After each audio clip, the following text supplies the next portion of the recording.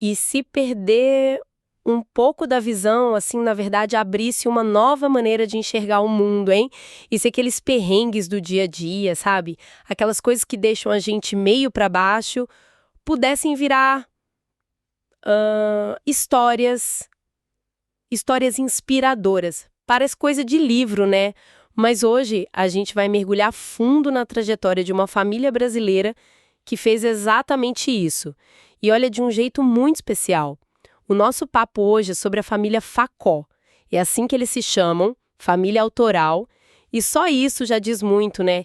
Eles pegaram uma experiência pessoal que, poxa, era bem desafiadora, a perda progressiva da visão do pai, o Júlio, e transformaram isso numa fonte incrível de criatividade, de união para a família toda e de aprendizado, sabe?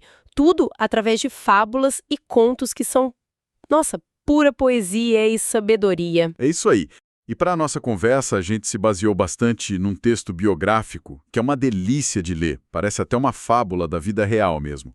O nome é A Fábula da Família Facó, Ver e Ensinar de Novo.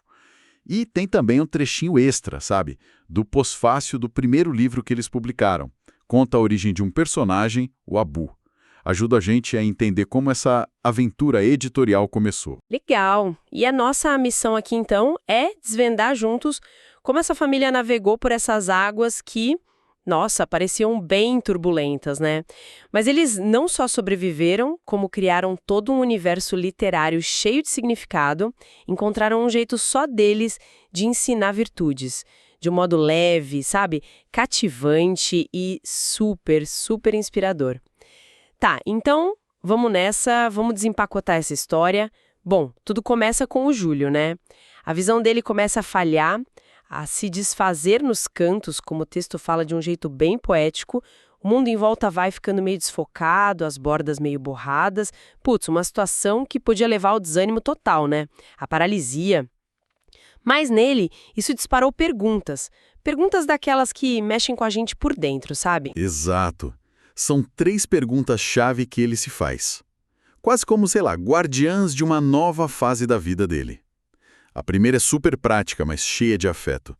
Como é que ele ia continuar ensinando valores importantes, tipo amor, amizade, coragem? Essas coisas essenciais para as filhas, a Júlia e a Paola. Isso com a visão já limitada, né? Como preparar as meninas para a vida, para os tropeços, para os acertos delas, sem poder usar todos os recursos visuais que ele tinha antes. A segunda pergunta, nossa, mostra bem a alma de professor dele, né? Se por acaso ele não pudesse mais dar aulas, qual seria a última aula dele? Quer dizer, qual o ensinamento mais crucial, o legado que ele gostaria de deixar? Mesmo ali no meio da dificuldade pessoal, a vocação de ensinar falando mais alto. E a terceira pergunta é um movimento para fora, sabe? Para não ficar isolado. Onde estão outras pessoas com deficiência visual? Como elas vivem? O que ele poderia aprender com quem já estava nessa estrada? É uma busca ativa, né? Por conexão, por comunidade, por trocar figurinha mesmo, trocar saberes. Exatamente. E o mais legal é que a escolha dele não foi a da anomia, que é um termo que o texto usa para descrever aquela sensação de ficar sem rumo, paralisado. Pelo contrário, ele escolheu ir em frente, sabe? Mesmo com medo, com cansaço, com todas as incertezas que uma virada dessas traz. E aí que a força da família entra com tudo. A esposa, Marisa, as filhas, Júlia e Paola, e toda uma rede de apoio que foi surgindo em volta, como umas luzinhas ajudando a guiar. O nome Família Facó, inclusive, vem muito desse sentimento de estender a mão na dificuldade e sentir que tem outras mãos segurando de volta. Lindo isso. E sabe onde essa mágica toda acontece? No lugar mais improvável e ao mesmo tempo super simbólico, a mesa de madeira da cozinha. Aquela mesa simples de 4 lugares, talvez meio arranhadinha pelo uso, ela vira o estúdio, o ateliê, a oficina de sonhos da família. O texto até brinca que lembra a abertura de um dos livros deles, que começa justamente assim: Era uma vez uma mesa. Acho isso genial, sério. E a estratégia que eles criam ali em volta dessa mesa é de uma simplicidade brilhante. Inverter os problemas. O texto descreve isso de um jeito muito forte. Se aparece uma situação chata no trabalho, um sapo para engolir, como a gente diz, aquilo vira material para um personagem de fábula. O capacitismo, aquela discriminação chata por causa da deficiência que eles enfrentam no dia a dia, virou vilão de um conto. E a própria história busca um caminho de dignidade como resposta, sabe? A porta que a falta de acessibilidade fecha inspira uma história que abre uma janela. É muito poderoso. Nossa, é uma ideia muito forte mesmo, essa que o texto traz. Dor virando linguagem, fúria virando metáfora, silêncio virando ponte. Com certeza doía passar por essas coisas, mas essa inversão criativa dava um sentido novo, né? Transformava a experiência bruta em algo com propósito. Talvez até com um poder de cura, quem sabe. É quase uma alquimia emocional rolando ali na cozinha. E dessa alquimia caseira nascem personagens e contos que ficam na cabeça da gente, sabe? Ensinando coisas importantes sem ser aquela lição de moral chata. Tem, por exemplo, a Ali, uma tartaruga viajante que nasce da busca do próprio Júlio por coragem. Ele se inspirou nos pinguins imperadores, que enfrentam cada situação extrema, e a fábula ensina que coragem não é não ter medo, né? Mas é ter permanência com sentido. Ou seja, continuar tentando, aprender com o erro, observar e seguir em frente, mesmo com aquele friozinho na barriga. Outro exemplo lindo é a Belinha, da história A Menina que Dividiu o Pôr do Sol. Essa personagem nasce de uma frustração bem real do Júlio, uma aula cancelada de um jeito meio desrespeitoso. Aí a história pega essa chateação toda e transforma numa lição linda sobre generosidade. Quando a gente divide o bem, ele não diminui. Pelo contrário, ele multiplica. O pôr do sol vira um bolo de luz, que pode ser compartilhado por todo mundo. Que imagem forte, né? Especialmente vindo de alguém que estava aprendendo a ver o mundo de outra forma. Tem também a história para que serve o medo. Essa aí nasceu direto dos medos que o Júlio sentia, né? Medo de não ser um bom pai para as meninas, com a visão diminuindo, medo de perder o emprego, medo de não achar outras pessoas que entendessem o que ele estava passando, coisas bem humanas. Mas o conto trata o medo não como um monstro para a gente derrotar, mas como um porteiro de sabedoria. Alguém com quem a gente pode conversar, que pode alertar e até ensinar alguma coisa. Uma visão bem diferente, né? O que é fascinante nisso tudo é justamente perceber como essas histórias conversam direto com aquelas 3 perguntas lá do começo, do Júlio. A primeira, sobre como educar as filhas, foi respondida no próprio processo, vivendo e escrevendo juntos. As virtudes foram sendo aprendidas ali, na conversa da mesa, no exemplo do dia a dia, no perdão mútuo quando algo dava errado. Um verdadeiro manual sem manual, construído no afeto, na prática. Já a segunda pergunta, aquela sobre a última aula, ela se concretizou em cada conto que nasceu dali. Cada história virou uma aula potente, cheia de significado. Um legado vivo sendo construído a cada fim de semana, a cada jantar. E a terceira pergunta, sobre encontrar outras pessoas, os pares. Ela foi o motor para ele buscar ativamente redes de apoio, trocar ideias com outras pessoas com deficiência, aprender sobre autonomia, sobre tecnologias que ajudam. O Júlio descobriu, como ele mesmo fala, mestres anônimos em gestos simples de ajuda que recebia no dia a dia. E eles fazem muita questão de se definir não como uma empresa ou um projeto qualquer, mas como um círculo, a família Facó. O Júlio pode ter começado o movimento, plantado a sementinha, mas a criação é totalmente compartilhada. É ali na mesa com a Marisa, a Júlia e a Paola. É um processo colaborativo na veia. E essa colaboração é a marca deles desde o começo, né? Não é algo que veio depois. Exatamente.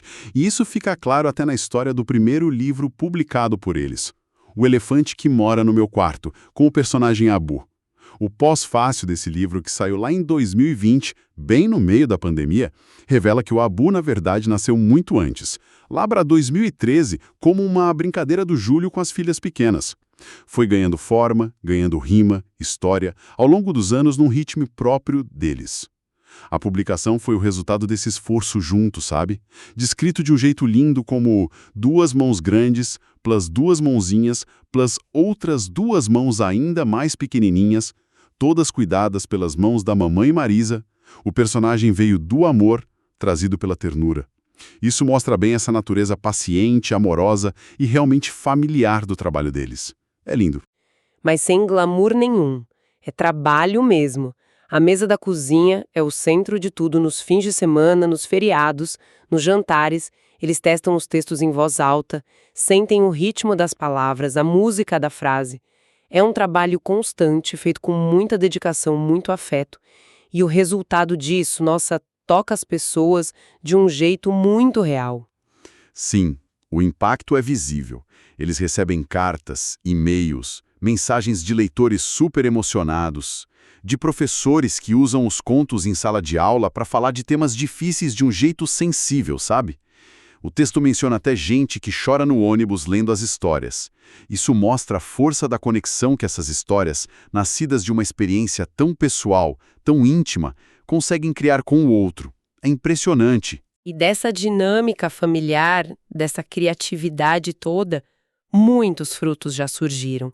A gente nem vai listar tudo aqui para não parecer chamada de escola, risos, mas essa família já publicou vários livros, cada um explorando temas essenciais de um jeito único. Tem história que fala sobre a nossa relação com o tempo, como em O Tempo e o IP, outras que falam sobre confiança, sobre o poder da comunidade, como na releitura de A Sopa de Pedra. Tem conto que mostra como até a imperfeição pode ser útil, né? Como em O Balde Rachado, que mesmo rachado vai regando as flores pelo caminho. É lindo. E o fio condutor é sempre esse: pegar as dificuldades do dia a dia, os problemas no trabalho, o capacitismo na rua, a falta de acessibilidade, as pequenas violências cotidianas e transformar em material para as histórias. O texto usa um termo forte: elas são transfiguradas.